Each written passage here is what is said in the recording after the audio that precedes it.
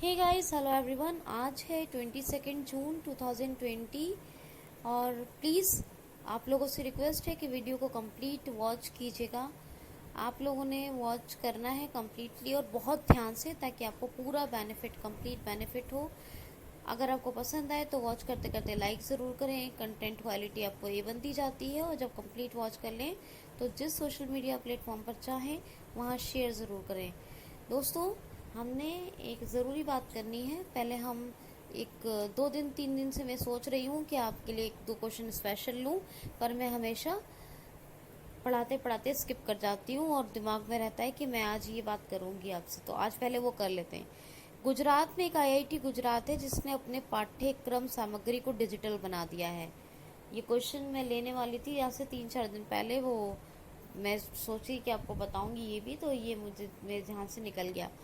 तो अभी एक IIT गुजरात है, गुजरात का IIT जो है, उसने अपने जो करिकुलम मटेरियल है, अपना पाठ्यक्रम सामग्री है, उसको कम्प्लीटली डिजिटल बना दिया है। पहली न्यूज़ तो ये आप याद रखेंगे, क्योंकि पुरानी न्यूज़ है तो क्वेश्चन के थ्रू नहीं ले रही हूँ। सेकेंड न्यूज़ ये याद रखेंगे कि आज से 3-4 दिन 5 दिन पहले की बात है कि चाइना और इंडिया के बॉर्डर पे बहुत ज़्यादा तनाव देखने को मिला, और अभी भी है, मतलब तनाव तो चल ही रहा है। तो क्या हुआ कि झड़प हो गई चाइना और इंडिया के बीच। अब जो झड़प हुई तो उस पर एक क्वेश्चन बन सकता है कि चाइना और इंडिया के बीच जो मामूली झड़प देखने को मिली वो किस घाटी में हुई, तो गलवान की घाटी में। किसकी? गलवान की घाटी। अब क्वेश्चन ये भी बन सकता है कि गलवान की घाटी कहाँ है, तो लद्दाख में है। कहाँ? लद्दाख में। गलवान की घाटी लद्दाख में है। दोस्तों, चाइना से ये इंडिया और चाइना के बीच मामूली झड़प ये हुई, और इसमें अपने भारत के 20 सैनिक, 20 जवान शहीद हो गए। ये भी आपको याद रखना है। तो ये 2-3 बातें थी जो मैं सोच रही थी 3-4 दिन से आपसे करने का, लेकिन बार बार मेरे दिमाग से ये बात निकल जा रही थी, क्योंकि बहुत ज़्यादा पढ़ाना पड़ता है आपको। और ये मैंने ऐसी बेसिकली न्यूज़ देखी थी तो मैंने सोचा आपको भी डिस्कस करूँगी, लेकिन आपको बताना भूल गई। सो सॉरी, लेट बताया। ठीक है, कभी लेट नहीं, क्योंकि असल में मैंने कोई बहुत इम्पोर्टेंट तो मार्क नहीं, लेकिन है इम्पोर्टेंट। मैंने सोचा था आपको बताऊंगी ज़रूर, नॉलेज के लिए, और हो सकता है क्वेश्चन भी बन जाए, तो इसलिए। अच्छा, प्लीज़ वीडियो को कंप्लीट आपने वॉच करना है और अच्छे कमेंट सेंड करते हैं। क्वेश्चन नंबर 1 लेते हैं। हाल ही में अभी इंटरनेशनल योगा डे, इंटरनेशनल योग डे, अंतर्राष्ट्रीय योगा दिवस कब मनाया गया है? तो 21 जून को। कब? 21 जून को। पहली बार अंतर्राष्ट्रीय योगा दिवस कब मनाया गया? 2015 में। Celebrated on 2015। First time international योग डे सेलिब्रेट हुआ था 2015 में। और इसके बारे में बता दूं कि ये 69th सेशन हुआ था, 69th मीटिंग हुई थी यूनाइटेड नेशन, मतलब संयुक्त राष्ट्र महासभा की। तो यूनाइटेड नेशन असेंबली की एक मीटिंग हुई थी, वहाँ पर श्री नरेंद्र मोदी जी, अपने प्रधानमंत्री, ने ये सुझाव रखा था कि हमें अंतर्राष्ट्रीय स्तर पर योगा दिवस सेलिब्रेट करना चाहिए। तो जब ये सुझाव रखा तो ये मंजूर भी हुआ और बात भी लोगों को अच्छी लगी। तो इंटरनेशनल लेवल पर योगा डे सेलिब्रेट होने लगा। हर साल 21 जून को लगातार मनाया जा रहा है 2015 से। कब से? 2015 से। अब की बार 6ठा योगा डे था ये। ठीक है, याद रखना, 6th योग डे था। इंटरनेशनल है तो इसका मतलब क्या है कि एक से ज़्यादा कंट्रीज में मनाया जा रहा है। अगर मैं वर्ल्ड बोलती तो ये पूरे वर्ल्ड लेवल, यानी हर कंट्री में कंपलसरी हो जाता। और अगर मैं नेशनल बोलती तो सिर्फ एक पर्टिकुलर, किसी खास देश का ही, विशेष तौर पे किसी कंट्री का अपना ही रह जाता। तो इंटरनेशनल बोला है तो इसका मतलब कई कंट्रीज में ये मनाया जाता है। ये भी याद रखिएगा। अब योगा की थीम याद रखेंगे। योगा फॉर हेल्थ, योग फॉर हेल्थ, ये yoga for health, yoga at home, yoga for health, yoga at home, ये इंटरनेशनल योग डे की थीम है। ये आप लोगों ने याद रखनी है। ठीक है, बिल्कुल। नेक्स्ट क्वेश्चन है। हाल ही में विद्या बेन शाह का निधन हो गया। ये कौन है? विद्या बेन शाह। तो विद्या बेन शाह ये एक गुजरात की सोशल वर्कर है। सोशल वर्कर थी, अब नहीं रही, विद्याबेन शाह, ये बहुत फेमस सोशल वर्कर थी गुजरात की, और अब इनकी डेथ हो गई। नेक्स्ट क्वेश्चन देखिए, हाल ही में अभी सुहेल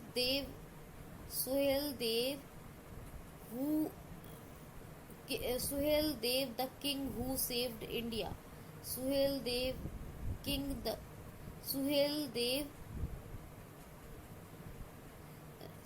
देव किंग, एक minute, Suhel Dev the king who saved India, Suhel Dev king who saved India, बस इतना ही याद रखेंगे, पकड़ लेंगे आप नाम को, Suhail Dev king who saved India. दोबारा एक बार लास्ट टाइम सुन लीजिए, Suhail Dev king who saved India, इतना ही याद रखेंगे। बुक का नाम है ये किताब किसने लिखी है? Suhail Dev king who saved India नामक पुस्तक किसने लिखी है? तो अमीश त्रिपाठी ने। किसने? अमीश त्रिपाठी ने। ये है, ठीक है, एक बुक है, इसको बस इतना याद रखेंगे ना, Suhail Dev king who saved India, तो आपकी समझ में खुद ब खुद आ जाएगा। तो ये अमीश त्रिपाठी ने लिखी है, ठीक, याद रखना है आपने। नेक्स्ट क्वेश्चन है, हाल ही में अभी चाइना के साथ निर्यात पर 0% टैरिफ पर निर्यात करने की सुविधा प्राप्त करने वाला देश कौन सा बना है? हाल ही में चीन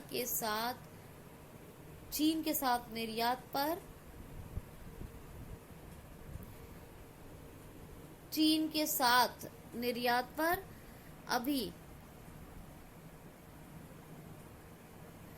0 टैरिफ फैसिलिटी, या इस तरह कहें, चीन के साथ और निर्यात पर, दोनों इस तरह कहेंगे, चीन के साथ निर्यात पर अथवा निर्यात पर, ध्यान रखिएगा, चीन के साथ निर्यात पर अथवा निर्यात पर 0% टैरिफ की फैसिलिटी प्राप्त करने वाला कौन सा देश बना है?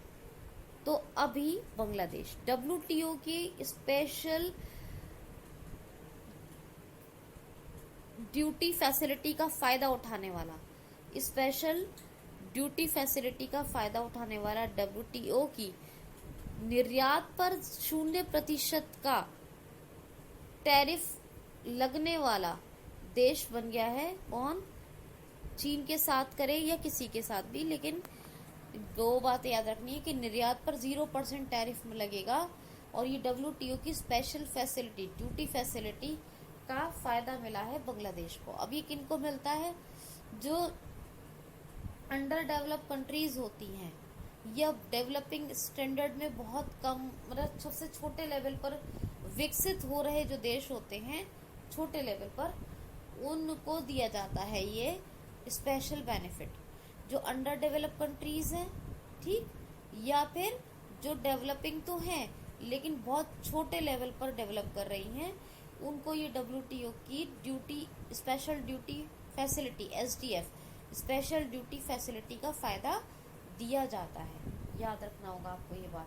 तो अभी चीन के साथ निर्यात पर अथवा निर्यात पर 0% का टैरिफ शुल्क की सुविधा प्राप्त करने वाला देश बना है बांग्लादेश, ठीक है।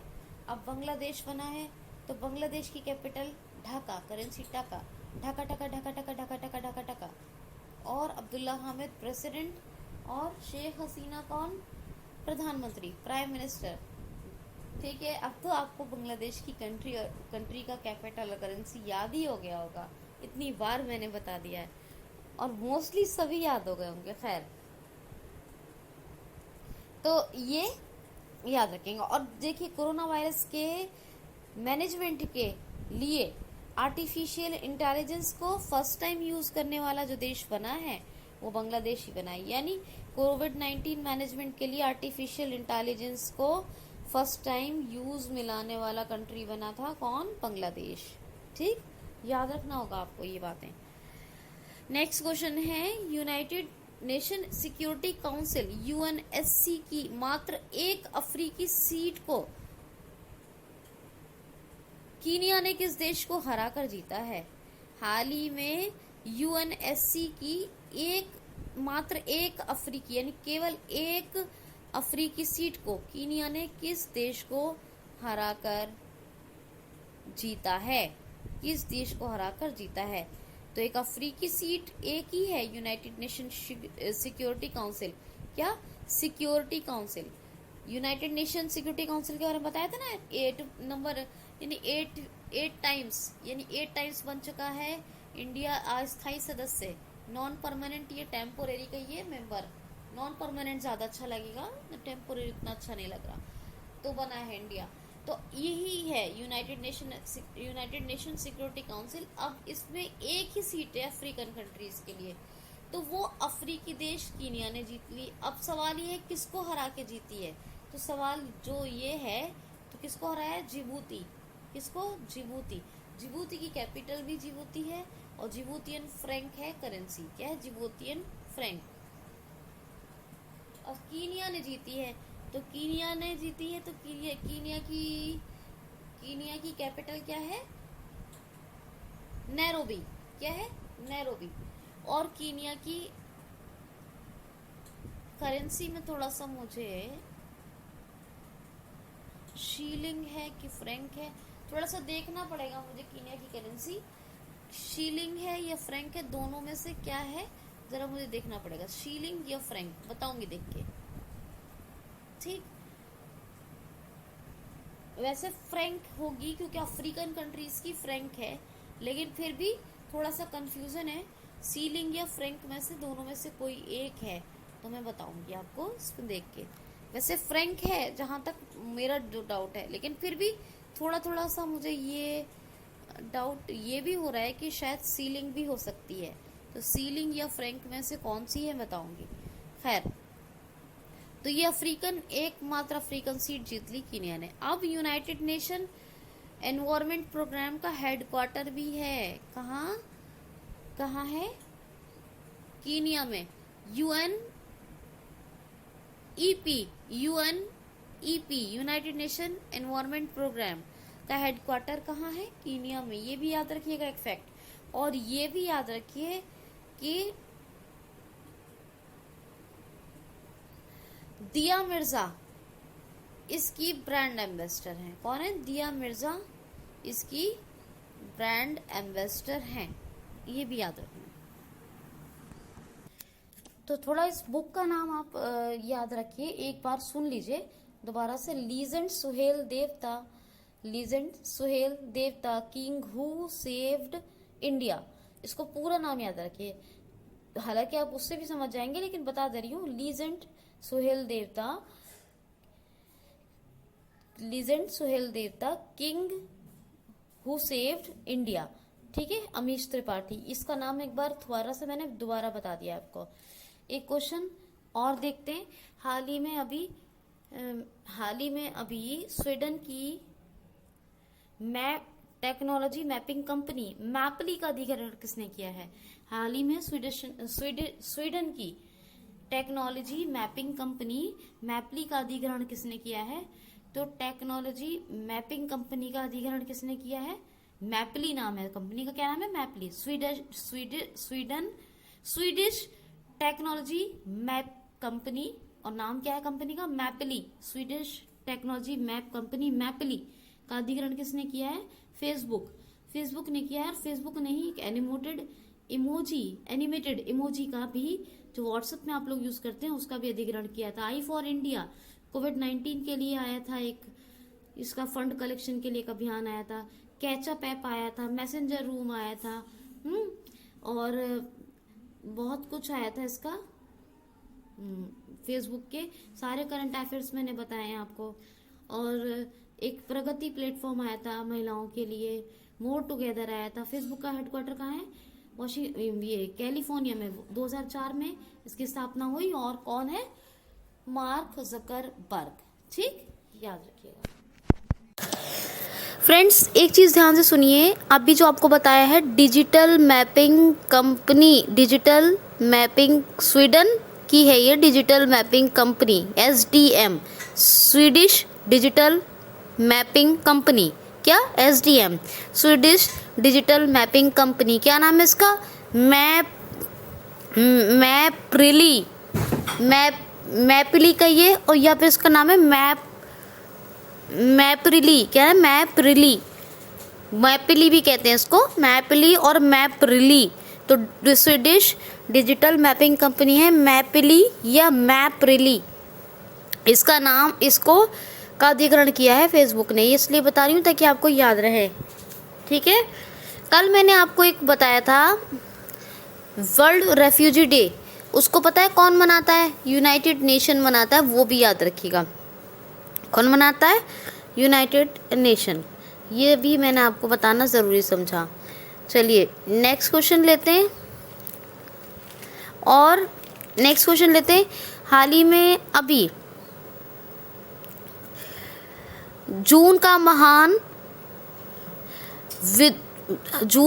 महान विद्रोह दिवस कब मनाया गया है?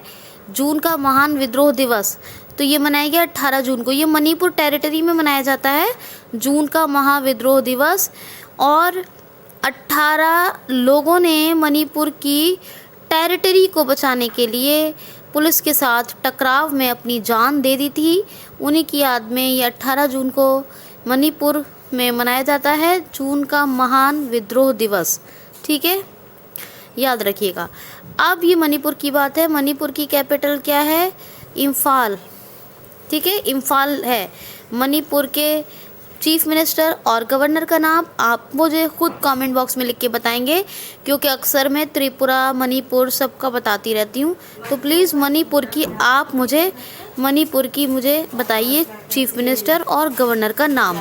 नेक्स्ट क्वेश्चन है हाल ही में ओला का अधिग्रहण अभी किस राज्य सरकार ने किया है? ओला का अधिग्रहण किस राज्य सरकार ने किया है? तो तमिलनाडु राज्य सरकार ने ओला का अधिग्रहण किया है। असल में जो नॉन कोविड-19, एक तो कोविड-19 के पेशेंट है, उनके अलावा जो बाकी लोग हैं वो बहुत परेशान हैं इलाज के लिए। तो नॉन कोविड-19 पेशेंट्स के ट्रीटमेंट के लिए वो इमरजेंसी ओला सर्विस को शुरू किया है। या तो याद रखेंगे ओला का अधिग्रहण किसने किया है? तमिलनाडु ने। या इमरजेंसी ओला सर्विस को किसने शुरू किया? तमिलनाडु ने। तो तमिलनाडु ने नॉन कोविड-19 पेशेंट्स के लिए, जो कोविड-19 के पेशेंट नहीं हैं, वो ओला को बुक करके तमिलनाडु के किसी भी हॉस्पिटल में जा सके, इसीलिए इमरजेंसी ओला सर्विस को शुरू किया है तमिलनाडु ने। और इसके लिए अधिग्रहण किया है ओला कैब। ओके, तो जो तमिलनाडु है, तमिलनाडु के हर हॉस्पिटल की मैपिंग की गई है। कहाँ? तमिलनाडु के हर हॉस्पिटल की मैपिंग की गई है ओला में। मैपिंग कहाँ की है? ओला में। तो ओला जो नॉन कोविड-19 पेशेंट्स, ठीक है, नॉन कोविड-19 पेशेंट्स जो है इस इमरजेंसी ओला सर्विस का फ़ायदा ले सकें, इसीलिए अधिग्रहण किया है तमिलनाडु ने। तमिलनाडु की बात है। एडप्पडी के पलानीस्वामी चीफ मिनिस्टर हैं, बनवारी लाल पुरोहित हैं, और चेन्नई कैपिटल है। कौन है? चेन्नई कैपिटल है, ये आपको याद रखना है। क्वेश्चन सुनिए, हाल ही में अभी किस देश ने 12 सुखोई विमान खरीदने का फैसला किया है? किस देश ने 12 सुखोई विमान खरीदने का निर्णय लिया है?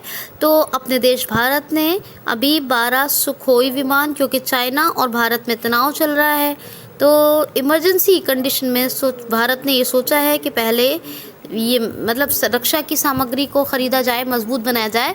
तो भारत ने निर्णय लिया है कि 12 सुखोई विमान, 21 मिग विमान और 29 जेट, कितने?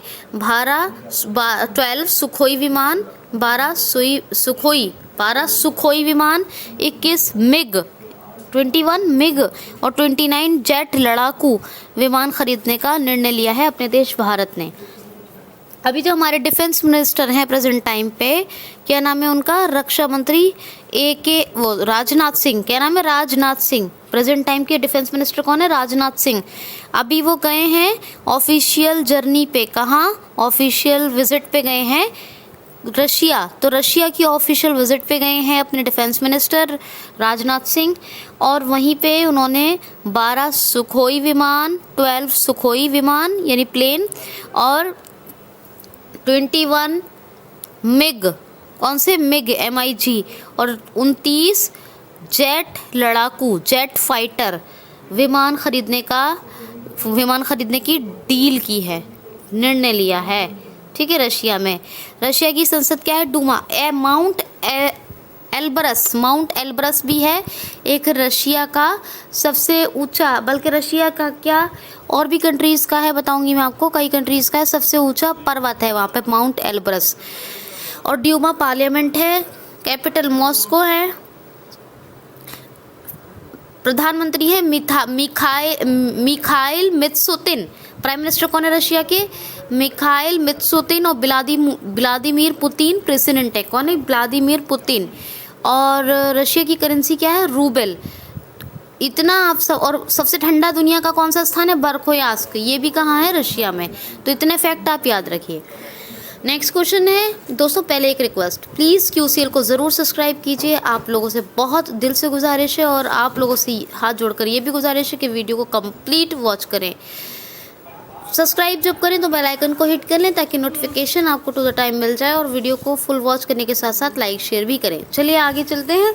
हाल ही में अभी PMC बैंक पर RBI ने कितने माह का प्रतिबंध और बढ़ाया है, हाल ही में PMC बैंक पर RBI ने कितने माह का प्रतिबंध और बढ़ाया है, तो PMC, Punjab and Maharashtra corporation bank, Punjab and Maharashtra corporation bank. PMC bank घोटाले की चर्चा आपने सुनी होगी, PMC बैंक का घोटाला, इसमें पहले तो इसको रियायत दी थी कि अब चलो 50,000 तक अपने कस्टमर निकाल, मतलब जिसके कस्टमर्स हैं वो 50,000 तक का विड्रॉल कर सकते हैं, फिर उसके बाद इसको 1 लाख कर दिया। लेकिन जो बैन है, RBI का जो रिस्ट्रिक्शन लगी हुई है, उस बैन को 6 मंथ के लिए और बढ़ा दिया है, 6 महीने के लिए। PMC बैंक पर, Punjab and Maharashtra corporation bank पर किसने, RBI ने बढ़ा दिया है, याद रखिएगा। शक्तिकांत दास गवर्नर हैं, शक्तिकांत दास गवर्नर हैं RBI के 25वें नंबर के, कौन, शक्तिकांत दास 25 नंबर के। मुंबई में हेडक्वार्टर है, 1 अप्रैल 1935 में इसकी स्थापना हुई, इतना आप याद रखेंगे। RBI बोले तो क्या, रिजर्व बैंक ऑफ इंडिया। देखिए जो माउंट एल्ब्रस है ये यूरोप का सबसे ऊंचा, सबसे हाईएस्ट माउंटेन है, ये याद रखिएगा। किसका, मैंने कहा था ना बताऊंगी, तो मैं उसी वक्त मतलब मैंने ये कहा रशिया में, तो उसी को ही मैं कंटिन्यू कर रही हूँ कि ये ऐसे याद रखेंगे कि मैं आपको 2-3 कंट्री का नाम बताऊं, आप सिर्फ ये याद रखेंगे कि यूरोप का हाईएस्ट माउंटेन, सबसे ऊंचा पर्वत है यूरोप का, कौन सा, माउंट एल्ब्रस। तो बजाय उसकी कि मैं आपको 2-3 कंट्री का नाम बताऊं, सिर्फ ये याद रखना आपको, यूरोप का हाईएस्ट माउंटेन माउंट एल्ब्रस है जो रशिया में है। ठीक है, नेक्स्ट क्वेश्चन देख लेते हैं। हाल ही में अभी अमेजन यानी अमेजॉन को क्या बोलते हैं, अमेजॉन इंग्लिश में, हिंदी में अमेजन को लिक्वर की होम डिलीवरी की मंजूरी किस राज्य में मिली है, तो वेस्ट बंगाल में। अब अमेजन के साथ साथ, क्वेश्चन ऐसे था, अमेजॉन के साथ साथ, सॉरी, अमेजॉन को किस राज्य में मंजूरी मिली है लिक्विड होम डिलीवरी की, यानी शराब की होम डिलीवरी की, तो वेस्ट बंगाल में। अभी देखिए अमेजन यानी अमेजॉन के साथ साथ बास्केट, अमेजॉन और बास्केट 2 कंपनी हैं, क्या क्या है, अमेजन इसको कहिए, अमेजॉन कहिए, या बास्केट, एक कंपनी कौन सी है, बास्केट, और एक का क्या नाम है, अमेजन अमेजॉन। तो अमेजन हिंदी में कहेंगे उसको, तो बास्केट को और अमेजॉन को, दोनों को मिल गई है लिक्वर होम डिलीवरी, यानी शराब की घर पर डिलीवरी करने की आज्ञा मिल गई है वेस्ट बंगाल, पश्चिम बंगाल राज्य सरकार की, वेस्ट बंगाल गवर्नमेंट की परमिशन मिल गई है। अब वेस्ट बंगाल क्या है, वेस्ट बंगाल का सधाने ऐप है, जिसका मतलब मैंने आपको एक दिन बताया था कि सर्च करना बेसिकली, ठीक है ना। तो पश्चिम बंगाल का कौन सा ऐप है, सधाने। पश्चिम बंगाल में और भी बहुत कुछ चीज़ें आई थी, मैंने आपको कई बार बताया है, याद है, एक एग्जिट ऐप आया था श्रमिकों के लिए, याद होगा आपको। और बाकी और करंट अफेयर रिवाइज करिए मेरे पिछले वीडियो से। बुक्सा नेशनल पार्क, सुंदरवन और गुरुमारा, जलदपारा और ये सब वाइल्ड लाइफ सेंचुरी, महानंदा, ये सब याद रखेंगे आप, ठीक। पश्चिम बंगाल की कैपिटल क्या है? कोलकाता। कोलकाता हुगली नदी के तट पर है। और गवर्नर कौन है पश्चिम बंगाल के? जगदीप धनखड़। चीफ मिनिस्टर कौन है? ममता बनर्जी। ये आपको बिल्कुल याद रखना है। नेक्स्ट क्वेश्चन है, हाल ही में कोविड-19 के लिए फेफड़ों कोविड-19 के लिए अभी किस राज्य की आईआईटी ने की स्क्रीनिंग के लिए, कोविड-19 की स्क्रीनिंग के लिए, क्वेश्चन ध्यान से सुनिएगा, कोविड-19 की स्क्रीनिंग के लिए अल्ट्रा वायलेट साउंड विकसित किया है? हाल ही में किसने अभी कोविड-19 की स्क्रीनिंग के लिए अल्ट्रा वायलेट साउंड, किसने अभी कोविड-19 की स्क्रीनिंग के लिए अल्ट्रा वायलेट साउंड डेवलप किया है? तो अभी आईआईटी पलक्कड़ ने, केरला में है ये आईआईटी पलक्कड़, ठीक। अभी केरला के आईआईटी पलक्कड़ ने एक यूवीसी साउंड बनाया है, अल्ट्रा वायलेट साउंड। कौन सा? अल्ट्रा वायलेट यूवी साउंड बनाया है। इससे क्या है कि कोविड-19 के जो पेशेंट हैं उनके लंग्स की स्क्रीनिंग भी, यानी लंग्स का अल्ट्रासाउंड किया जा सकता है। जैसे स्क्रीनिंग होती है अभी तक कोविड-19 पेशेंट की, तो लंग्स का अल्ट्रासाउंड भी हो सकता है बेहतर तरीके से। इसीलिए आईआईटी पलक्कड़ ने अभी अल्ट्रा वायलेट साउंड को डेवलप किया है। समझ में आ गई? किसके लिए? कोविड-19 पेशेंट की स्क्रीनिंग के लिए। इससे फायदा क्या होगा कि फेफड़ों का अल्ट्रासाउंड हो जाएगा। केरला की बात है, आईआईटी पलक्कड़। केरला की बात करें तो आरिफ मोहम्मद खान गवर्नर तो हैं ही हैं, पिनरई विजयन और जो है चीफ मिनिस्टर, नहीं तो आईआईटी पलक्कड़, बस इतना याद रखिए।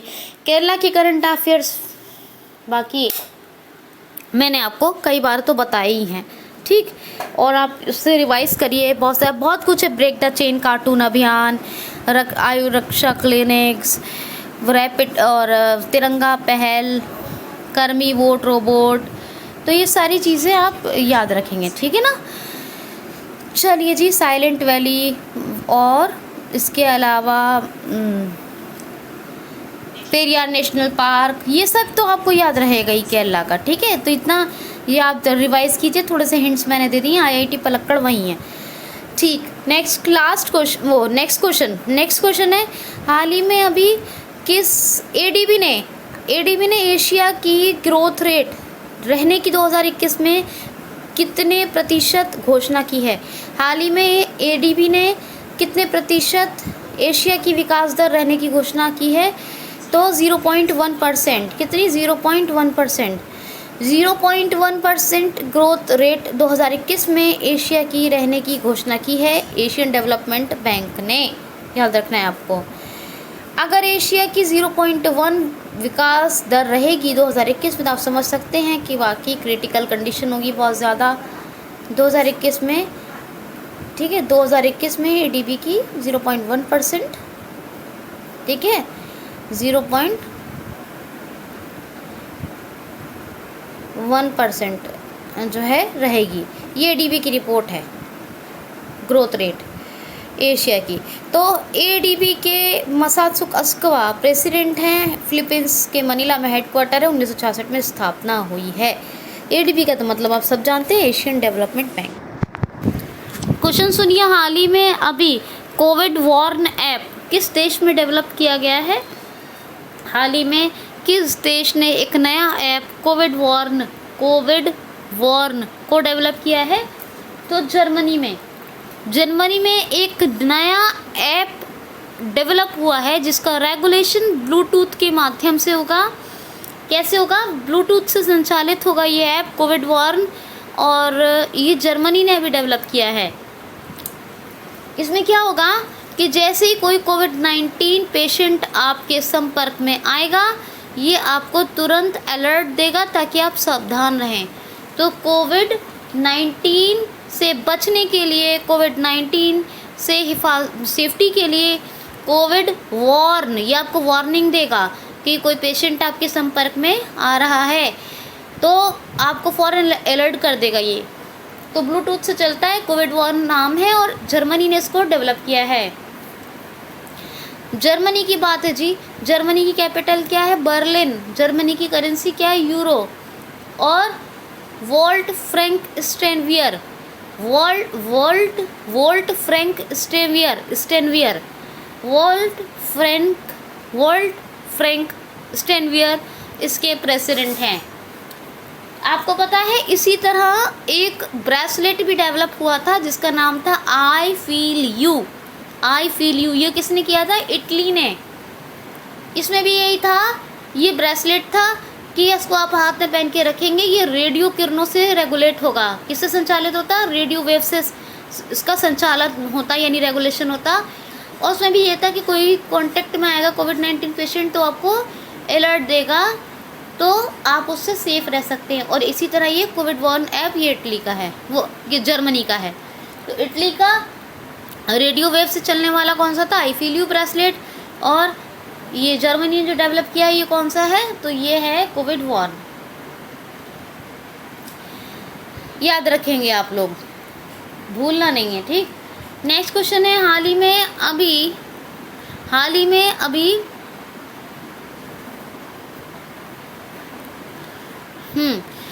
में अभी फोर्ब्स की टॉप 10 रिचेस्ट पर्सन की लिस्ट आई है। लास्ट क्वेश्चन है ये। हाल ही में विश्व के 10 अमीर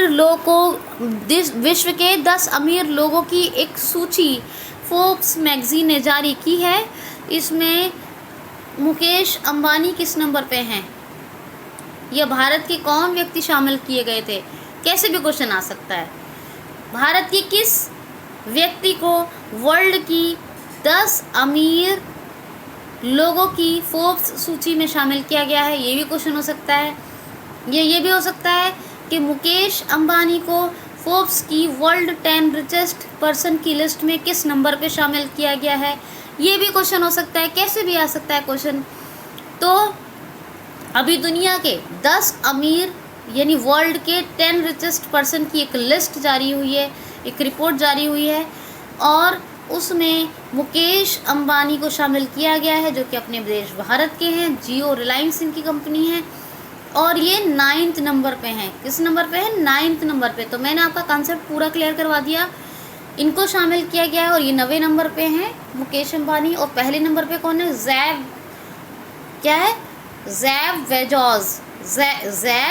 बेजोस। ये अमेज़ॉन के फाउंडर हैं। कौन? ज़ैब बेजोस अमेज़ॉन के फाउंडर हैं और ये नंबर 1 है वर्ल्ड के 10 रिचेस्ट पर्सन की फोर्ब्स लिस्ट में। तो फ्रेंड्स ये था आज का करंट अफेयर। बताइए ज़रा कैसा लगा आपको और ज़रा ध्यान से कंप्लीट वीडियो प्लीज़ देखा करें। चलिए आज के लिए इतना ही। थैंक्स फॉर वॉचिंग और enough for today. Thanks for watching.